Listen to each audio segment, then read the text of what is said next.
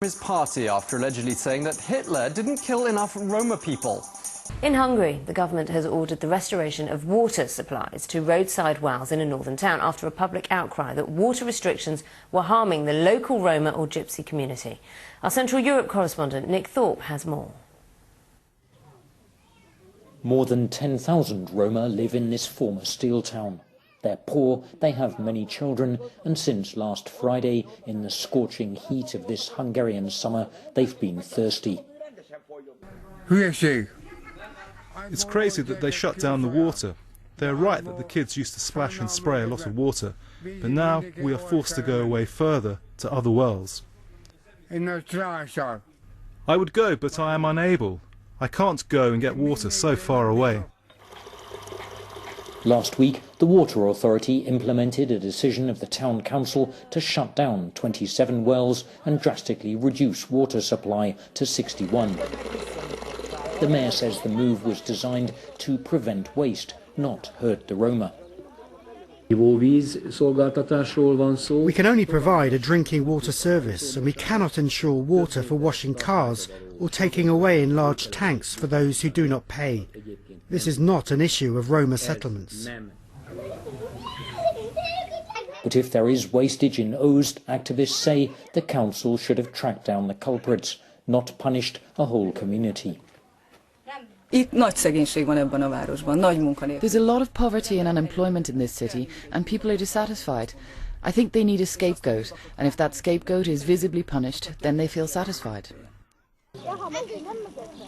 After 5 days of queues at water pumps and growing political pressure, the Fidesz government intervened and told its local representatives to restore full supply while the heatwave lasts.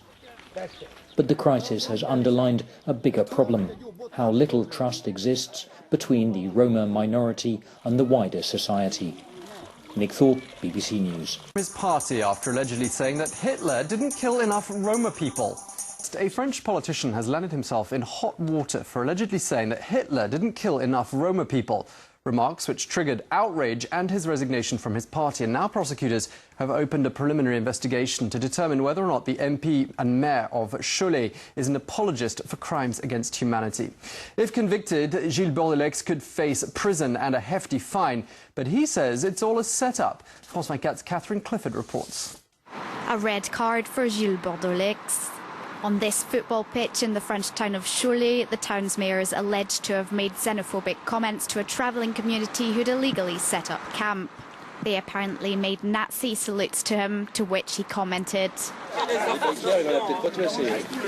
Tensions between French authorities and Roma frequently boil over, particularly in summertime.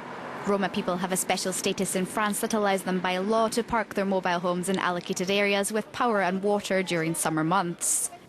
Although French towns are legally required to provide space for them, officials say around half fail to do so, often leading to travelling communities claiming whatever space they can find. They invade a football field because they perfectly know that the commune is not willing to have these fields ready for them, so they take what they can. So there is also a kind of provocation on their side because they want the law to be respected.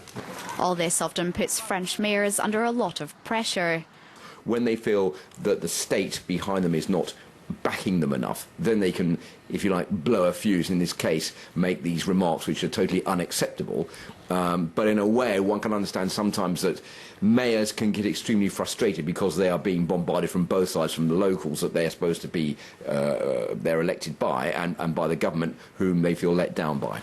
Under former French President Sarkozy, illegal camps were regularly dismantled, with thousands of Romanian and Bulgarian Roma being deported back to their countries. This drew criticism from both the EU and the UN. Hollande's new government brought in new measures in 2012 for local authorities to plan lodging, employment and schooling alternatives for the displaced before an evacuation. However, it looks like they're now set to toughen their stance. A new bill unveiled last week calls to fast-track evacuations and withhold funds from local councils who refuse to build areas for legal camps.